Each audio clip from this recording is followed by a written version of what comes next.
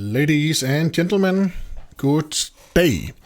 The YouTube video API is awesome to use, but it's a bit poorly documented when it comes to how to update a video, because it insinuates that you can use the API key, and you cannot do that. You have to use the oauth method when you want to update your videos. If you want to just get if you just want to get information out, like get a list of videos, or get some playlist, etc., then you can use the API key. But as soon as you want to actually do an update and a change, then you have to use oauth. That means that you have to be logged in, and you have to be logged in with some scopes, and you have to use something called a client ID as well.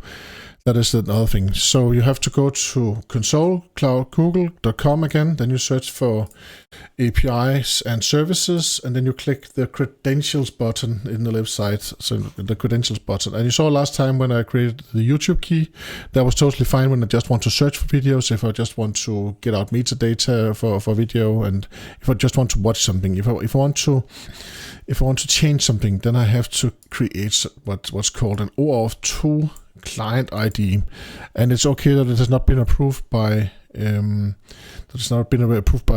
Google and YouTube yet. You just need to be in the test phase. So what you do is you will create new credentials, create an oauth client ID like this.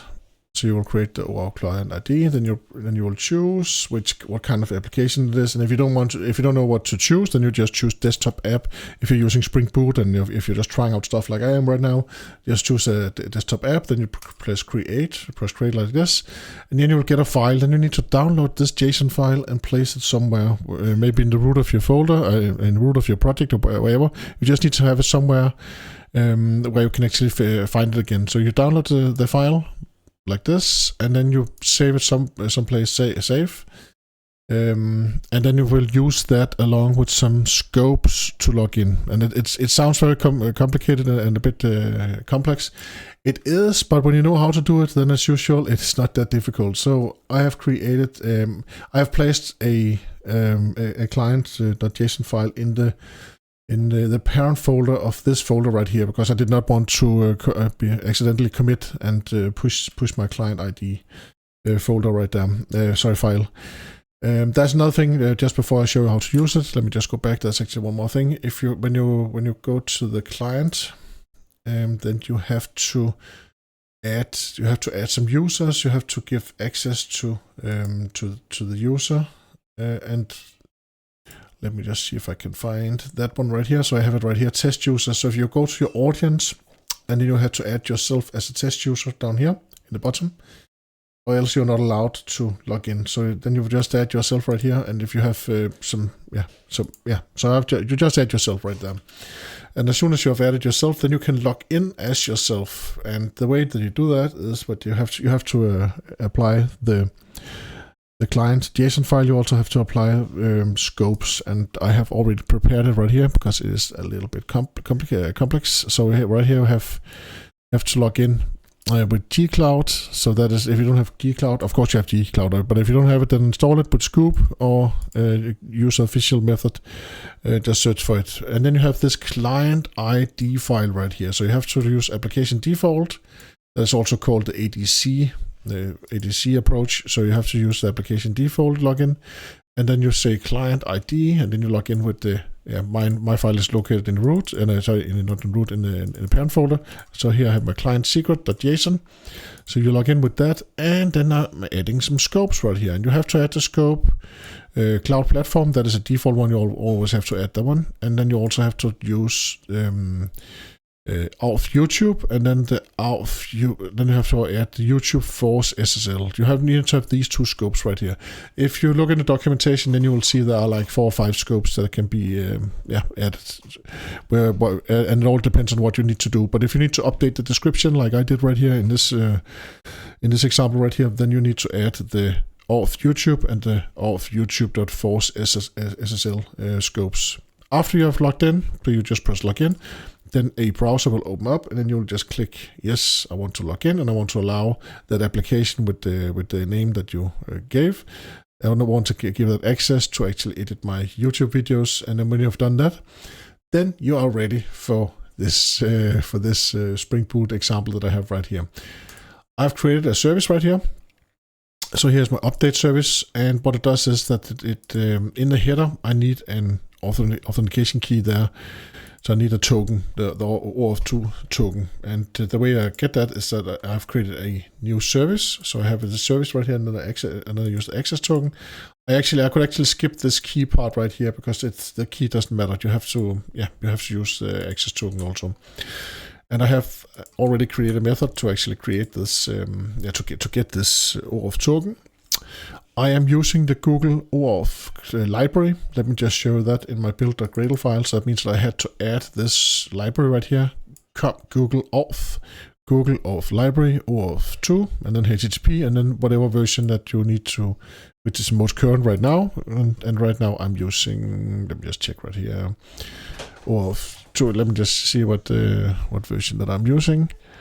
So I'm using 1.37.1 right now. And let's see, then when you have added that, then of course you refresh, sync all Gradle projects. You will press that button in the IntelliJ, so you need to press this one right here, sync all Gradle projects. And then when you press that one, then you have access to the library, and then you can do something cool like Google credentials, get application default. And then with the this scope right here, I don't think I don't need that actually. I don't think I need that because I'm already logged in. When I logged in with the Google Cloud, the G-Cloud client, then I'm already logged in with those scopes. So actually, I could just have called this one right here. Then I say create for refresh if expired, and then I get my token like this: access token, credentials, get access token. And then when I have my token, then I just return the token value as a string. And then I'm happy because then I can add it to my header as the bearer auth, like this. And now I can start using the documentation that YouTube have, and then I can actually create a REST call. And here I use the method put, and then I'm sending. I am exchanging this URI right here, and I am exchanging the request by itself. And the request right here, I created a type which takes the video ID, and then it takes the YouTube video snippet, which is right here. And here I give here there's a title, and there's a category, and then there's a description and some tags. So I actually give one of these right here, and that will be converted into JSON and sent over the line to the REST call with the REST template. So title, category ID, description, and tags. I'm updating both the description and also the tags with this call right here. Then I get a response back. Inside the response, and the response is actually null. Usually, there's actually nothing in the response. But that's just how it is. So that's it. When you know how to do it, it's quite easy. When you don't know how to do it, and when you're fiddling with documentation, when you're trying to use the API key, then you can be stuck for hours in this step right here. It's really stupid they haven't shown some examples on how to authenticate in some manner also with Java. There are no Java examples there regarding this. You really have to hunt down this information by yourself, and it's just really annoying. But Mike, can we see that it works? Yes, we can, because I have actually created a test that calls this and updates one of my videos. So let us find one of my old videos somewhere. And boom.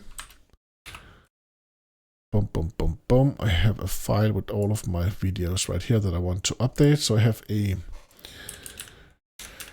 Spring Boot cache. Yes, this one right here. So let us update this one right here. I've already used the API, so I got the video ID. That's what you see on the right side.